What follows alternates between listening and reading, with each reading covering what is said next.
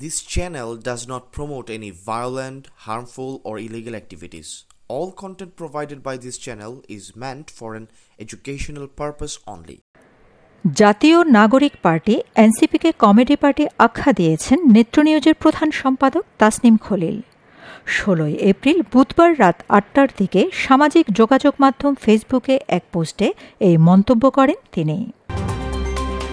পোস্টে তিনি লিখেন, আমার মাঝে মাঝে মনে হয় এনসিপির নীতি নির্ধারণী পজিশনে এমন কেউ আছে যার কাজই হল একটার পর একটা ফটকামি আইডিয়া বের করা, যার মাধ্যমে এনসিপি চরম হাস্যকর একটা গ্রুপে পরিণত হয়।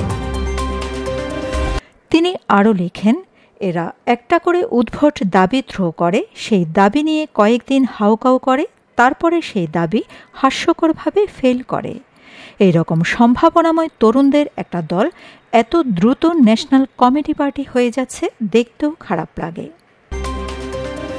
2022 সালের 16 আগস্ট আয়নাঘর ডিজিএফআই এর গোপন বন্দিশালা শীর্ষক অনুসন্ধানী প্রতিবেদন প্রচার করে দেশ বিদেশে হইচই ফেলে দেয় নেত্রনিউজের প্রধান সম্পাদক তাসনিম খলিল। আওয়ামী লীগ ও শেখ হাসিনার কট্টর সমালোচক এনসিপিকে কমেডি ও ফটকামি আইডিয়ার পার্টি হিসেবে আখ্যায়িত করায় রাজনৈতিক অঙ্গনে আবার তোলপাড় শুরু হয়েছে। বর্তমানে সুইডেনে বসবাসকারী তাসনিম খলিল বাংলাদেশে থাকাকালীন দ্য ডেইলি স্টারে কাজ করতেন 2006 থেকে 2008 সালের বাংলাদেশের জরুরি অবস্থার সময়। 2007 সালের 11 মে তিনি গ্রেপ্তার হন এবং বাংলাদেশের সশস্ত্র বাহিনীর গোয়েন্দা অধিদপ্তরের হেফাজতে নির্যাতনের শিকার হন।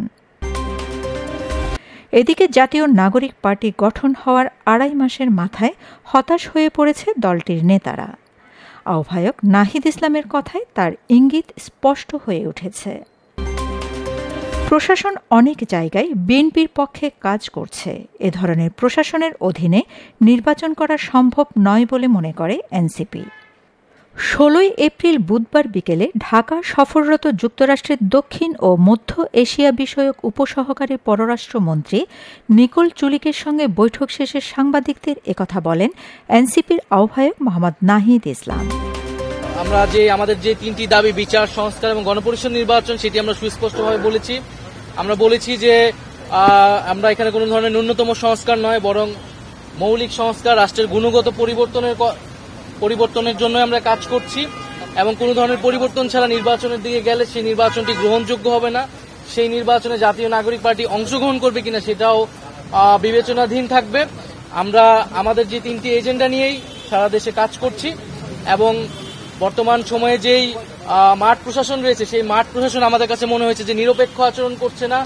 বিভিন্ন জায়গায় জাতীয় নাগরিক পার্টির নেতাকর্মীদের উপরে হামলা চলছে এবং সেই জায়গায় প্রশাসন আমরা নিশ্চুপ ভূমিকা পালন করতে দেখছি। সেই জায়গাগুলো আমরা বলেছি। প্রশাসন আমরা দেখছি প্রধান রাজনৈতিক দল বিএনপির পক্ষ অবলম্বন করছে অনেক জায়গায় এবং মাঠ পর্যায়ে যে ধরনের চাঁদাবাজি চলছে সেই জায়গায় প্রশাসন আসলে নিশ্চুপ ভূমিকা পালন করছে। আমরা বলেছি যে এই ধরনের একটি প্রশাসন যদি থাকে তাহলে এর আন্ডারে নির্বাচন করাটাও আসলে সম্ভব নয়। ফলে একটি লেভেল প্লেইং ফিল্ডের জন্য একটি নিরপেক্ষ প্রশাসন, আমলাতন্ত্র, পুলিশ আসলে আমাদেরকে নিশ্চিত করতে হবে।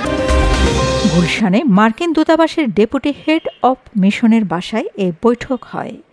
বৈঠকে নাহিদ ইসলামের সঙ্গে দলের সদস্য সচিব আক্তার হোসেন, সিনিয়র যুগ্ম আহ্বায়ক সামান্তা শারমিন ও সিনিয়র যুগ্ম সদস্য সচিব তাসনিম জারা অংশ নেন। রাজনৈতিক বিশ্লেষকরা মনে করেন আধা সরকারি দল খ্যাত জাতীয় নাগরিক পার্টিকে নির্বাচনে অংশগ্রহণের জন্য পর্যাপ্ত সময় দিতে চায় অন্তর্বর্তীকালীন সরকার। একই সঙ্গে নিজেদের ক্ষমতা দীর্ঘস্থায়ী করতে বিএনপি ডিসেম্বরের মধ্যে নির্বাচন দাবি করা সত্ত্বেও সংস্কার ও আওয়ামী লীগের বিচারের ইস্যু সামনে নিয়ে এসেছে অন্তর্বর্তীকালীন সরকার। Shamima Chowdhury Shammi, BNA news 24। আমার সোনার বাংলা, আমি তোমার